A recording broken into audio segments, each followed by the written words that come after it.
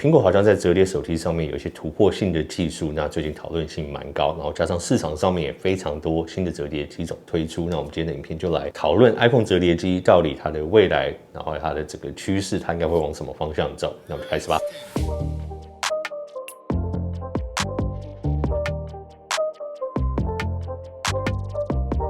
大家好，我是苹果爹。那关于折叠手机呢？我们先前也拍过不少影片，那我自己实际上也上手了折叠手机，也使用了一段时间。那我觉得我们今天这支影片既然讲到苹果未来的折叠机 ，iPhone 的折叠机，那我们大概从几个方向来分析啦。那我们大致上就从现在市场上有的什么机种啊、什么种类，还有它实际上的应用方式的角度先来切入。那再来呢，我会分享我自己使用上的体验，在这些折叠机构啊、不同的机种里面，我得到的体验跟心得是什么？那在进一步呢，我们来讨论说，苹果在折叠机种上面的选择可能是往哪个方向走。那最后呢，我们就来聊到苹果这个新的专利为什么造成现在市场上面有很高的讨论度。OK， 那首先呢，市场上面现在折叠机的种类真的是越来越多，还有他们所推出的品牌，你说 Google 啊、三星啊、华为啊、小米啊什么，大家在这个机种呢都有争相推出自己，应该说自己的折叠机种，或者说他们对折叠机种的定义其实都有点不太一样。那我个人觉得是一个好事，有更多的竞争才会有更好的产品。可是我自己的评断也会觉得说，其实折叠机种从刚开始推出来，大家觉得说可能会是个噱头，到现在这个阶段，我觉得只要有使用过的人，应该都会知道说，它真的不是个噱头，它真的在实用性上面有它的方便性在。OK， 那现在市场上面主流折叠机种大致上两种了。那第一种就是这种 Flip 对折的这种机种哈，那这种我觉得它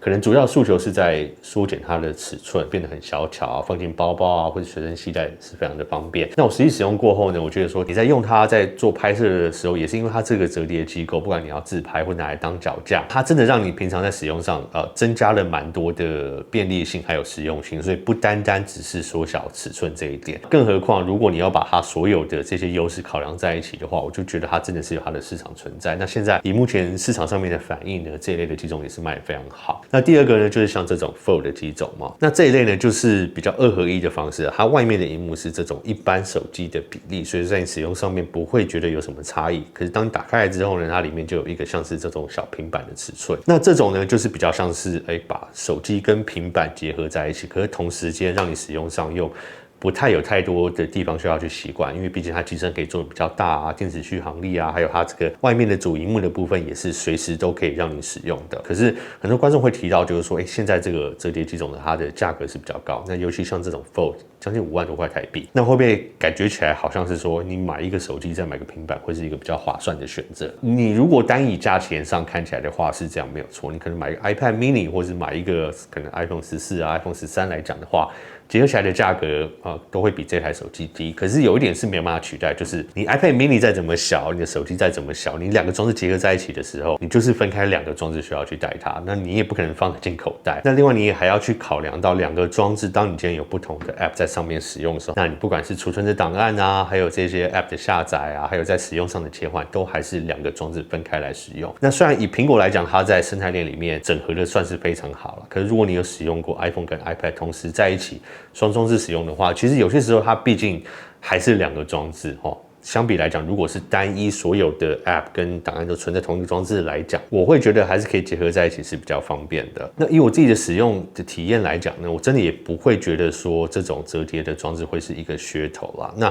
很多时候大家会对一些地方比较纠结，比如说它的这个折叠起来的这个尺寸啊，还有这个折痕啊，还有说到底说，你需不需要这种双萤幕的这种使用方式？那我觉得蛮建议大家实际上手看看啦，体验看看。其实或许你使用过后，你会有不一样的看法。那既然讲到这个部分，我们就来讲说苹果可能会往什么方向走。因为现在看到这个2个不一样的装置嘛，那其实这2年来一直我们得到的传闻就是说，苹果其实2个装置都有在测试，都有在尝试。那我个人觉得，其实这2个模式都是蛮合理的嘛。你说对折的这种方式，让它体积缩小，一般人来讲，并不需要手机有很强的运算能力啊，很强的续航力，其实让它体积缩得更小，携带方便，然后同时在可能使用上面又多了一些比较有创意的便利性使用方式来讲的话，我觉得算是蛮合理的。那它比较中阶的这个定位，入手价格可能也是一般人普遍性来讲比较可以接受。可是对需要双装置的人来讲，或许他本来可能就要带2个装置，那现在有这种折叠的这种形式来使用的话，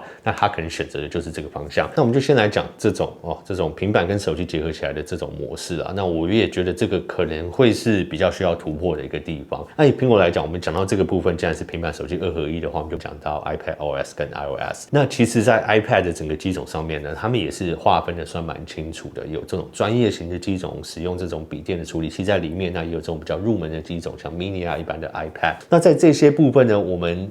我个人觉得，当初一直期待说在 iPad OS 上面可能更接近 macOS 的这种使用模式，有一些专业的软体啊，然后让这两个装置越来越接近。可是呢，如果在折叠机种的角度上看起来的话，可能我们就要去思考到说，其实这种模式跟电脑的使用方式可能会有点不太一样，它可能还是要保留一般平板的这种操作的界面跟这种使用的逻辑，所以这种时候可能也是为什么苹果在现在的 iPad OS 上面，它其实定位一直算是拉得蛮紧的。虽然有提供一些很类似这种笔电、电脑的使用的界面，可同时间呢，它在释放它的多功性啊，还有这些使用的逻辑上面，其实也刻意的跟 macOS 保持了一个距离。那我觉得这个有蛮大的可能性，就是在为了这种折叠机种去铺路了。那在苹果的未来性会往什么方向走，这个可能随时也会跟着市场上去做调整。但我们也要平心而论，我再怎么期待或是期许说 macOS 跟 iPadOS 可以结合在一起，这个毕竟是一个比较小众的市场，这个是一个比较现实的部分。那我们讲实际的营收跟市场的触及度来讲，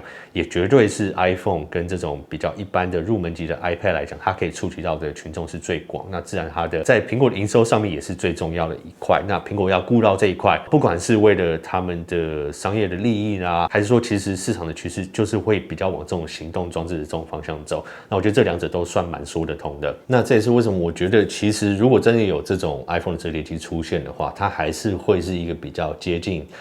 不要期待说它会有一个可能 iPad Pro 这种等级的这种使用模式跟使用逻辑在里面。那另外一个，我觉得苹果走的方向走这一点，我期待看到的原因是因为现在目前这种折叠机它的使用方式啊，你说它的内外萤幕，我觉得它的连接度还是有很大的进步空间。那当然，你外面是手机，里面是平板，有时候你在外面使用一些 App， 在处理一些事情的时候，打开的时候，它可能整个界面跟使用的方式很难直接转换过去，感觉起来会是像两个不一样的世界齁。那这个方面，你说一般 Android 的这些折叠机没有办法做到太好，那这个是某方面可以理解，因为毕竟他们大部分还是硬体的厂商嘛。那在这种折叠机构的使用模式，其实很大的部分需要软硬体完美的结合。那以三星来讲，我觉得他们这一次在打开里面的时候，你在内萤幕可以得到很多类似这种真正平板或者像笔电这种使用方式，这个是非常好，也非常开心看到的。但以苹果来讲呢，毕竟软硬体都是掌握在自己手上。那我觉得它在这之间切换一个 App， 从手机的界面要跳到平板的界面的时候，又要随时很顺畅的让你可以去了解它这两者之间使用的逻辑怎么关联在一起。那苹果理论上是应该可以做的最好的一个。但其实非常时候不单单只是说苹果怎么去定义这一点啦，应该说苹果怎么去定义这一点之后，它要怎么让其他的 App 开发商非常理解，就是说它这之间的划分，它之间的关联要怎么去做串联。因为其实现在行动装置的强大，不单单只是第一方的软体，它可以提供什么，那其实反而是我们很多时候其实更依赖更多第三方的软体，像是 Uber 啊什么这些日常生活我们已经觉得没有办法避免掉去使用的这一些应用程式的话，当它在转换到这种折叠装置、双装置结合在一起的这种使用界面，苹果要怎么去解释，然后跟他们说你们应该在什么规范下面做什么样的应用的界面，让使用者不会觉得眼花缭乱，然后搞不清楚你到底在干嘛。那这一点我觉得是蛮不容易去解决的一个问题。那或许也是为什么苹果现在在折叠手机上面走的算是非常非常慢的其中一个原因。那下一点我们就来谈到苹果最近的这个专利为什么大家讨论度那么高。那在折叠手机上面呢，很多人抱怨的一个最大的痛点应该就是说它在打开的时候它中间会有一个折痕嘛。那折叠的萤幕自然它是这种软性的萤幕，中间在这个机构之间会有这样一个凹痕，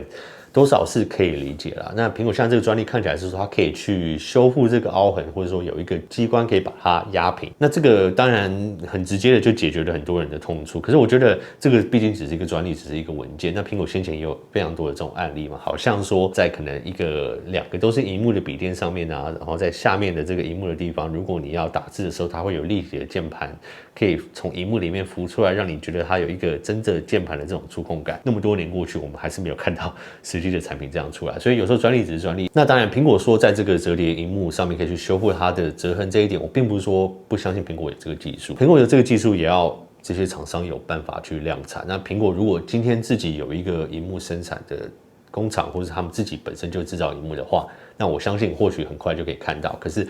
毕竟苹果还是要依赖其他厂商去帮它去量产，那以苹果需要的量又是那么大的情况下的话，不太可能这种技术出来的时候马上就应用在新的手机上面，况且又是这种没有急需性、没有必要性的这种技术后，那这种时候，我觉得如果我们真的会看到这种萤幕折痕修复啊，或者让它平整看不出来的这种技术，我们理论上也会先在 Android 的这些折叠手机上面先看到这一点。那苹果相对来讲，可能会再晚个1-2年，到它量产稳定的情况下，苹果才会选择做的情况下，那应该还要再等一段时间才会看到这个技术的实现啊。但是并不代表说苹果一定要等到那一天才可以推出折叠型手机，这两者是分开的。或许苹果觉得时候对了，那它对这个折痕的部分也可以接受，它就会比较早先去推出。但我个人看了啊，就像我刚刚讲的，我反而不是那么期待说在这个方面的硬体的技术上面要怎么去突破，我觉得这是时间性的。我反而比较期待就看到现在我在软体上面看到的一些不协调跟一些我觉得可以进步的地方。那以苹果它的往年来的应该说它的惯例就在这个部分做得最好的地方，他们怎么去解决这个问题？那同时间呢，或许这也是很多厂商可以看到然后去借鉴的一个地方。OK， 好，那我主要还是想看大家怎么想啦。那关于苹果推出折叠型手机的这一点，你们会有多期待？还是说真的有这个折痕有办法去修复它？这个就是你们最大的症结点，不愿意去使用折叠手机的一个原因。那是否你真的需要等到那一天才会愿意去跳到使用折叠型手机？或是你们对折叠型手机有任何的看法，都可以在下面一起留言讨论。OK， 好，那今天的影片就先到这边，我是苹果店，我们下次见，拜。